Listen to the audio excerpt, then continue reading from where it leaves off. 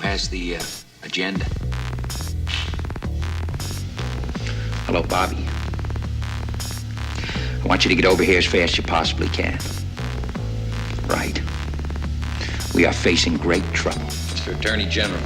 Khrushchev promised we had nothing to fear in Cuba. Gromyko echoed him. Dobrynin told me privately. He reiterated we need not be concerned.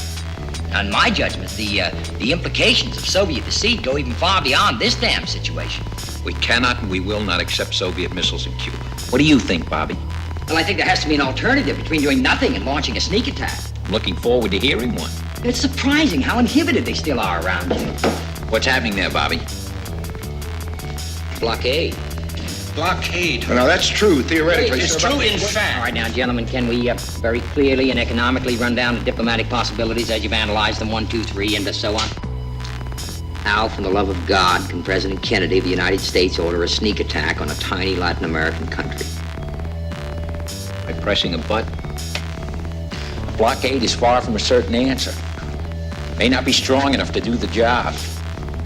May force the Russians to retaliate, but it's the only choice we have short of a war. Your arguments, as always, are very persuasive. And yet I wouldn't want to be the American Tojo with a Pearl Harbor on my conscience. Yes. I think President Roosevelt threw my father out of this suite in 1942. Better? Yes, that's much better, Dave. Thank you. That's good chowder.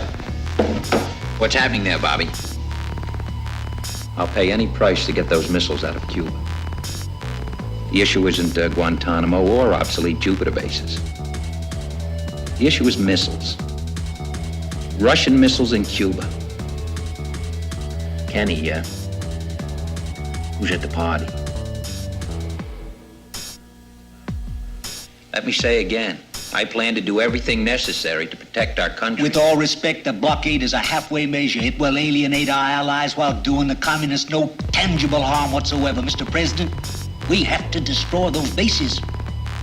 Why hasn't Khrushchev moved? Russia's been caught with its missiles hanging out. They're stalling. General, what happens if one of our U-2 planes is shot down? We knock out all their SAMs. Have my warm and personal thanks. Stupidities, personal idiosyncrasies, misunderstandings, prejudices, complexes. What's happening there, Bobby?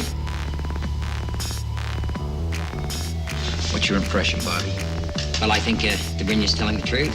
I think he's in the dark about the missiles. And he's frightened. Events are moving too fast. He's not receiving up-to-the-minute instructions.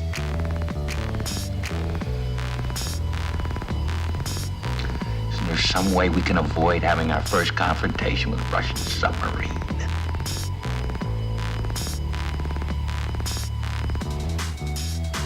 Anything with a Soviet warship. You've done everything possible to anticipate this, Mr. President. Have I? Yes, you have. Yeah. Where do you think you're going? Sit down. Light up a cigar. Bob, I want you to make preparations to add oil, fuel, and lubricants to the list of embargoed items. I think we should draft a response to this as quickly as possible. Before we do that, I want to make absolutely certain there are no booby traps here. It's blackmail. And it's damn effective blackmail. What's happening there, Bobby? We need you. Yes, Bob. McNamara just got word. One of our U-2s was just shot down by a Soviet surface-to-air missile over Cuba.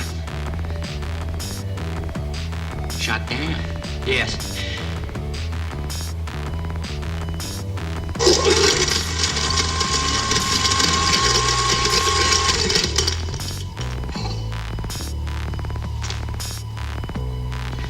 Dave, you sure your wife doesn't mind being home alone at a time like this? I want a leg. There's no more legs. Terrific.